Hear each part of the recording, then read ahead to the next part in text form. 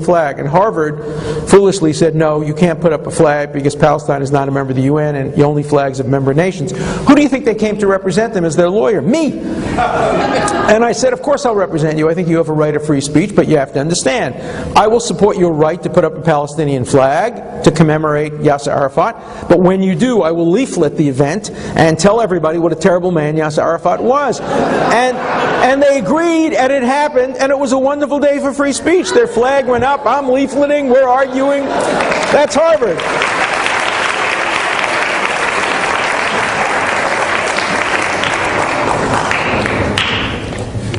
Let's look for a minute at the relationship we've seen unfolding between Syria, Iran, and Hezbollah. As you know, a few days after a U.S. ambassador left Syria, there was a summit with Bashar al-Assad, Ahmadinejad, and Hassan Nasrallah. But you didn't see the condemnation you saw most recently when Israel announced a settlement. Where do you see this relationship going, especially when the U.S. has repeatedly warned Syria to stay away from Iran, to drive a gap between its relationship with Iran?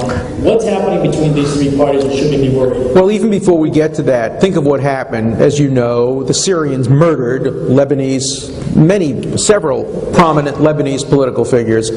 You never heard anything about where did they get their passports from. Oh my God, they killed these political leaders. When it is alleged that Israel killed, and if they did, the world has benefited enormously from the death of this horrible terrorist in Dubai.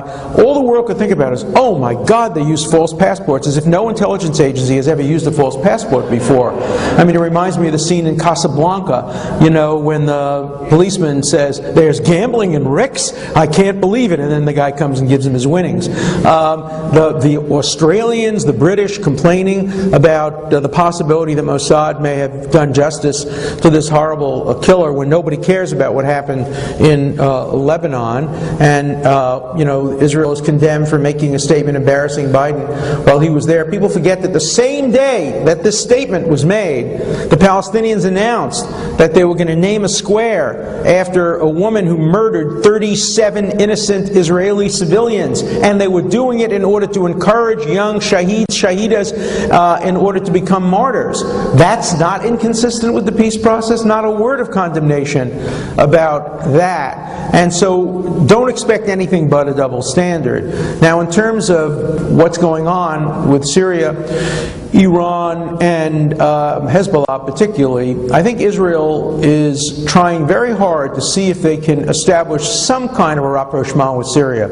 I know there are real efforts behind the scenes to try to see if the leaders of Syria, and of course nobody knows who the leaders are. Bashir is a paper tiger and a figure, and who are the real leaders of Syria we don't know. A little different than Ahmadinejad and the mullahs, but because it's a secular society. But it's not clear who the real leaders are.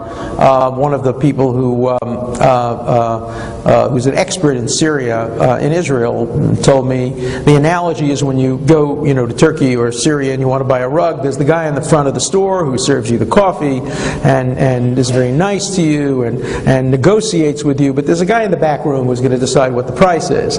And we know that Bashir is the guy in the front who's serving you the coffee. We don't really know who the guy in the back room is who's deciding whether or not to make peace with Israel. But the goal is, if Israel can't make peace immediately with the Palestinians, to try to break up this axis and to try to make some kind of a cold peace with Syria in order to sever the relationship, which is now a terrible, terrible triangle when you think about the triangle. And it's a terrible triangle because it includes both Sunnis and Shias, starting with Iran and then going to some sections of Iraq and then going up to Syria and then going to Lebanon and then skipping down to the Gaza. It's a terrible semicircle of terrorism directed not only against Israel but against the United States. And it has to be broken up. And I think if Israel were to make genuine peace overture, it can't go into negotiations with preconditions, and Bashir has said what he wants is a precondition that Israel will give back all of the Golan. That's not the way you negotiate. You go and sit down and decide what will be negotiated in exchange for what. But I'm hoping that Syria can be in play as a potential, if not peace partner. You know, the prophet says, Shalom, Shalom, ve'en Shalom. Peace, peace, but there is no peace. But it's better than milchama, milchama, you know, war, war. It's better to have a cold peace than a warm war. And so the potential for some degree of rapprochement with Syria, which part of whose leaders would like to become part of the Western community, is important. One thing that Netanyahu is doing brilliantly, there are some things that I have some questions about, but one thing he's doing brilliantly is he's helping to build up the West Bank as a model economic structure. And the West Bank has become West Germany to Gaza's East Germany. And remember, when East Germany and West Germany were divided by a wall, it was the East Germans who knocked down the wall. And his hope is that the people of Gaza will see how well off the people of the West Bank are. Maybe the people of Syria will see that. Maybe the people of Lebanon will see that there is a real peace dividend.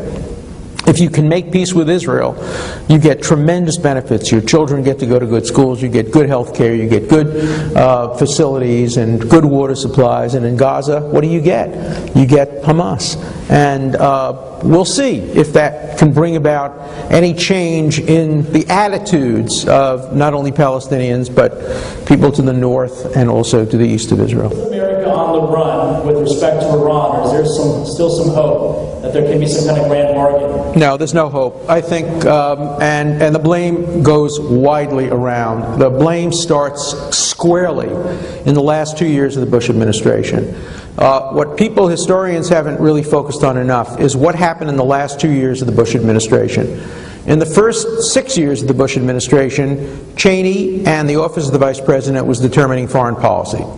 In the last 2 years, President Bush saw that this was not going to leave him a legacy, and he basically demoted Cheney. It was after Scooter Libby got in trouble, and he gave foreign policy over to Gates and Condoleezza Rice. At that point, the Israelis were told you could not bomb Iran. The light has turned from green to yellow to red. And not only that, but the Bush administration issued the National Intelligence Assessment Report, which was a blatant lie, a knowing lie. It said that Iran had stopped developing nuclear weapons, and they issued it 2 weeks after their satellites had picked up photographs of a nuclear lab outside of Qum, which could only be used for the development of weapons. They knew that at the time they issued the report. They knowingly lied to the American public. They knowingly lied to the world. This was the Bush administration. To his credit, George Bush was furious, but he couldn't do anything about it. But the problem of weak approach to Iran started under the Bush administration. I have no idea what the policy would be if a Republican had been elected instead of Barack Obama. Barack Obama made all kinds of promises about Iran. And I believe that Barack Obama will be either remembered as Franklin Roosevelt or he'll be remembered as Neville Chamberlain. People forget that Neville Chamberlain was a great Chancellor of the Exchequer. He was better than Roosevelt at dealing with the Depression. He, in fact, got health care passed in England, something that Obama hopes he can get passed, and I hope he can get passed. He got pension plans passed. He got widows and orphans protection passed. He was great. Nobody remembers anything that Neville Chamberlain did. They only remember what he didn't do. He did not stand up to Hitler. He allowed Hitler to become the most powerful armed forces in the history of the world until the United States and Russia ultimately crushed him. Barack Obama will be remembered for one thing: if Iran develops nuclear weapons during his watch. That's what he'll be remembered for, whether he passes health care, whether he restores the economy. This is a world-transforming event. A nuclear Iran is inconsistent with the peace of the world. There are 4 separate reasons why it is unacceptable for Iran to have nuclear weapons. Number 1, they could conceivably try to drop them on Israel. Unlikely, but conceivable. Even if it's a 1% chance, 1%'s too much. You don't get on an airplane knowing there's a 1% chance you're going to die. And you don't sit in Israel knowing that there's a 1% chance your children will be killed by a nuclear weapon. So there's that 1% chance. Then there's the 10% chance that Iran will allow weapons of mass destruction to be handed off to Hezbollah or Hamas for use against Israel without Iranian fingerprints. Then there's another 10% chance that Hamas or Hezbollah or Al-Qaeda could get their hands on nuclear material from a porous Iran, which wouldn't have the kind of controls that other countries have. And then finally, there is the 100% chance, 100% chance, that if Iran develops nuclear weapons, they will every day threaten to destroy Israel. It will drive many Israelis out of Israel. Many Israelis who have dual citizenship will leave the country. Aliyah will come to a grinding halt. There will be a brain drain, and it will be a way of slowly twisting Israel in the wind. Israel cannot accept that. Let me give you 5 and 6 and 7 if you're not satisfied with 1, 2, 3, 4. The first customer for Iran's nuclear weapons is going to be Chavez of Venezuela. He's going to demand getting nuclear weapons, and we're going to see nuclear weapons on our shores of the Western Hemisphere for the first time since the Cuban Missile Crisis. And some of you are old enough, as I am, to remember how close we came to disaster during the Cuban Missile Crisis. Next, it will be a game changer in terms of Kuwait and the Emirates. Imagine what if Iraq had had nuclear weapons, if Israel hadn't destroyed the Iraqi nuclear reactor at Osirak in 1981. Saddam Hussein would still be in Kuwait today. He would be in charge of Iraq. You can't defeat a nuclear power by conventional weapons because they always have the threat of using nuclear weapons. And so there'd be a nuclear umbrella. Issue number 8, even if they never used it, Hezbollah and Hamas would feel much emboldened operating under a nuclear umbrella. So there are many, many, many good reasons why Iran cannot be allowed to develop nuclear weapons. Now ask me to make a prediction. If I were betting widows and orphans money, or if I were investing in the stock market cautiously and I had to make a guess, my prediction is that Iran will in fact develop nuclear weapons. That the United States will not stop it, that Israel may try to but doesn't have the military capacity to do anything more than set it back for a couple of years, that the United States will put pressure on Israel, and that the American policy will change over the next few years to move toward a policy of containment.